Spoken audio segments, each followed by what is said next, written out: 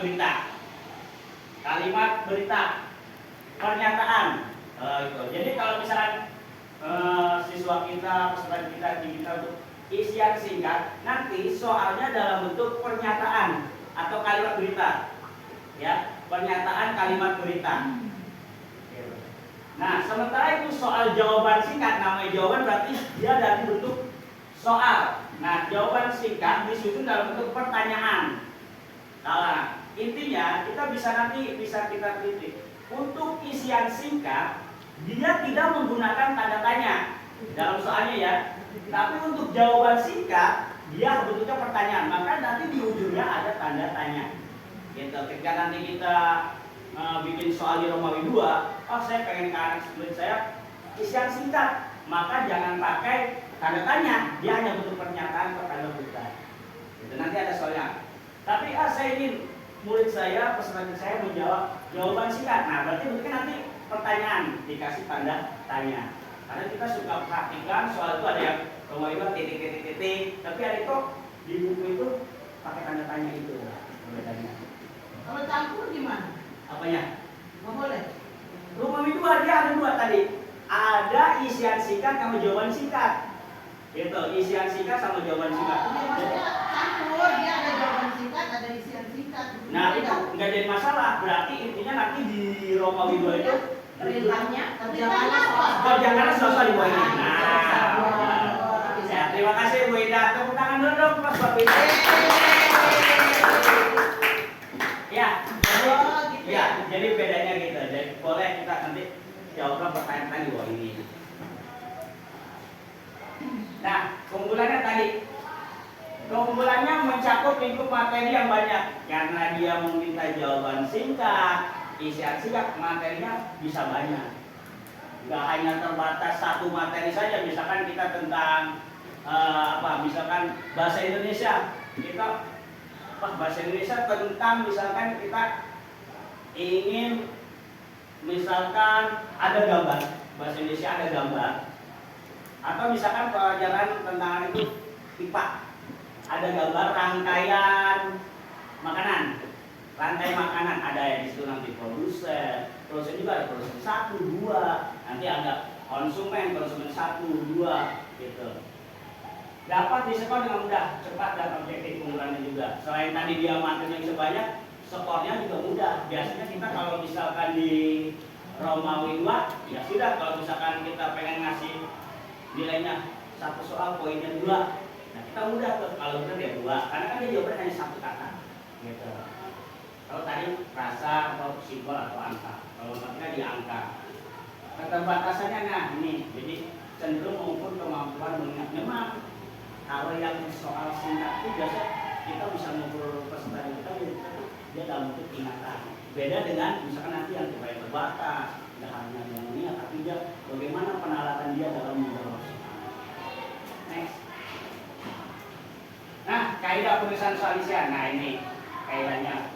Materi pokok soal harus sesuai dengan indikator. Memang ketika kita membuat soal, memang idealnya ya setiap kita membuat soal itu ada kartu soal yang dimana kartu soal itu ada indikator, bahkan semuanya itu. Saya pengalaman pernah baru di sini dapat waktu itu sama partnernya Bu Indah membuat kartu soal. Jadi saya beritahu, oh iya ternyata satu soal itu menurut identitasnya harus lengkap. Jadi insya Allah tidak akan melenceng kalau pernah ada yang bertanyakan ini identitas soalnya. Itu harus sesuai dengan indikator. Kedua, pokok soal harus logis ditinjau dari segi materi. Jadi masuk akal, jangan soalnya yang ambigu itu multitafsir ya gitu ya. Banyak artinya apa. Terus 3, hanya ada 1 kunci jawaban. Jadi memang intinya juga untuk jawaban singkat atau jawaban singkat hanya 1 kata dikunci. Kalau tidak sama, ya salah. B. Konstruksi. 1. Pokok soal harus dirumuskan secara jelas dan tegas. 2. Soal jawaban singkat menggunakan kalimat tanya. Nah ini tadi, untuk misalkan kita meminta jawaban singkat, maka dia bentuknya nanti harus ada tanda tanya karena pertanyaan. Ya, kalau misalkan tidak ada tanda tanya, misalnya ini berarti isian singkat. Soal isian menggunakan kalimat pernyataan. pernyataan bukan pertanyaan. Kadang-kadang kita suka kesulit bedanya pernyataan atau pertanyaan. Gitu. Ya pokoknya yang namanya pertanyaan yang membutuhkan jawaban dan harus kita kasih tanda. Ya. 4. Pokok soal merupakan pernyataan kalau pertanyaan yang berkaitan dengan materi yang dibuat tadi. Ya harus sesuai.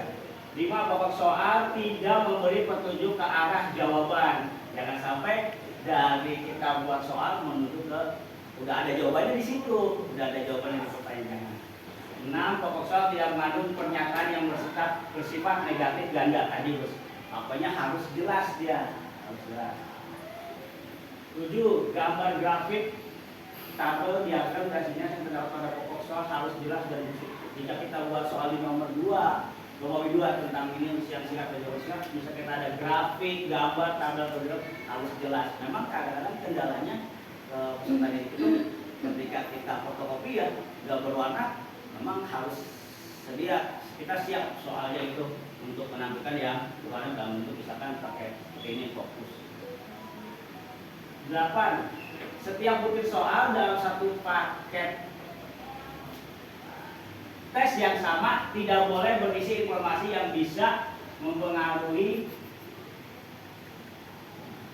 peserta didik dalam menjawab butir soal lain. Setiap butir soal dalam satu paket tes yang sama tidak boleh berisi informasi yang bisa mempengaruhi peserta didik dalam menjawab butir soal lain. Ini kalau misalkan kita punya soal di situ ada misalkan ada seperti biasanya kayak misalkan tadi garis gitu ya atau menjodohkan, jangan sampai ada soal dua yang hampir mirip gitu, hampir sama ini.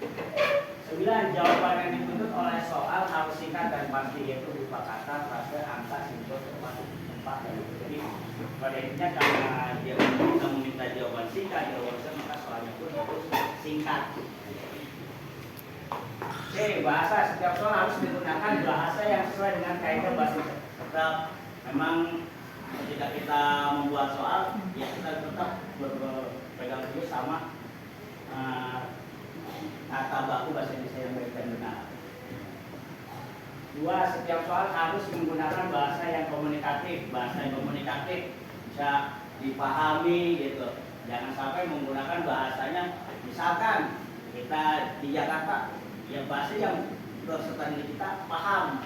Kalau di Jakarta, ya pakai bahasa Indonesia tidak jadi masalah. Tapi kalau misalkan kita gurunya dari daerah Sunda atau dari luar pulau, oke, bikin soalnya bahasa kita di daerah kita, itu tidak ada komunikasi.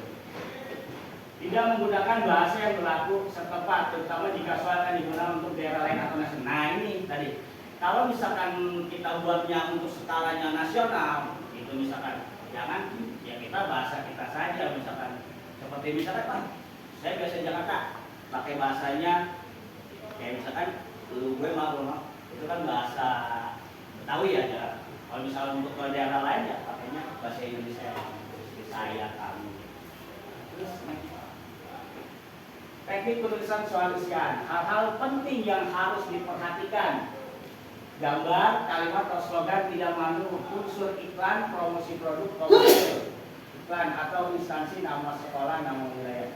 Jadi dalam membuat soal kita misalkan ada gambar, jangan sampai itu misalkan mengandung unsur iklan, promosi produk. Tapi kadang-kadang kita bisa juga ya, misalnya kita nyari gambar di Google, misalkan mau menunjukkan ke anak ini gambar misalkan kita tentang apa namanya mau bentuk bangun, ini bangun apa misalkan misalkan bentuknya balok, tapi kita menemukannya gambarnya susu Indomie misalnya itu atau susu apa itu ya kita gantikan yang bentuknya yang balok tapi tidak mempromosikan karena memang tidak boleh ya, apalagi nama instansi. Dan bahkan kemarin sampai ada kasus kan menggunakan nama seseorang, akhirnya kan protes gitu ya. Tidak menggunakan nama tokoh. Nah ini yang masih hidup dalam soal karena dapat diinterpretasikan mempromosikan tokoh tersebut. Tidak boleh. Ya nama teman yang namanya sempat itu, ya nama salah satu politik itu ya tokoh politik. Ilustrasi soal tidak mengandung unsur syarat. kekerasan, pornografi, politik ataupun konten yang dapat menimbulkan dampak negatif. Jadi kita jauhi ketika membuat soal ada unsur saranya, kekerasan, apalagi pornografi, politik ataupun konten yang dapat menimbulkan dampak negatif. Kita buat soal itu tidak menimbulkan jadi polemik ya masalah itu. Gambar teks atau kutipan sebaiknya dituliskan sumber asal. Nah, kalau misalnya kita di soal kita ada gambar atau teks atau kutipan, kita kasihkan keterangannya di situ dari sumbernya.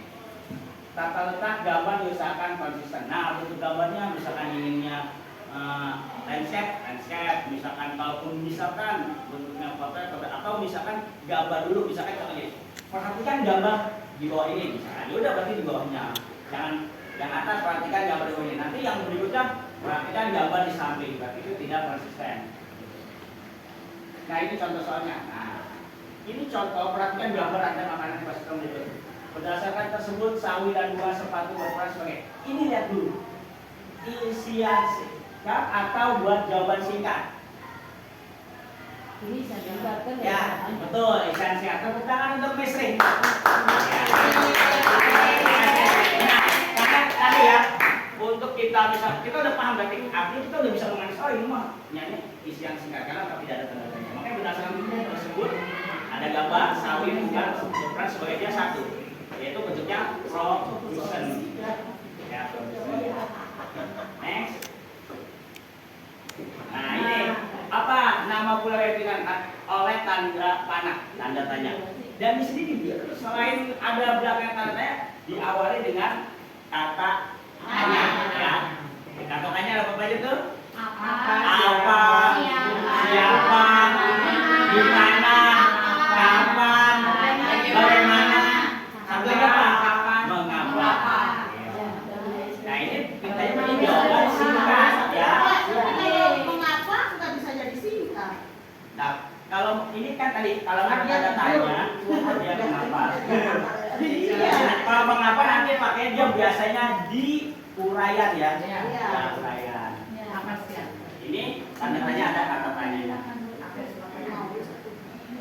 Dia iya. Ada pertanyaan? Oh boleh. Kalau bisa dijawab. Kalau enggak mohon bantuan untuk ibu. Di Romawi 2 biasanya kan suka ada melengkapi ya, jadi titik-titiknya ada di tengah. Iya. Nah, Iya. apakah itu masih boleh saat sekarang membuat soal? Oh iya, pertanyaan bagus. Sebelumnya tepuk tangan dulu buat tadi. Ya, berarti toh dari tadi ya. Maksudnya kemana? Isian. Ya, Isian. Jadi nggak jadi masalah. Berarti dia nanti bentuknya pernyataan ya. Ya, pernyataan. Kalimat berita. Ada lagi? Tanya. Boleh. Kalau menjodohkan sama benar salah masih boleh nggak? Ah, itu nanti ada bentuknya di pilihan ganda. Pilihan ganda itu ada menjodohkan, benar salah, tarik garis. Oh di pilihan. Iya, jawabannya betul. Memasang Iya.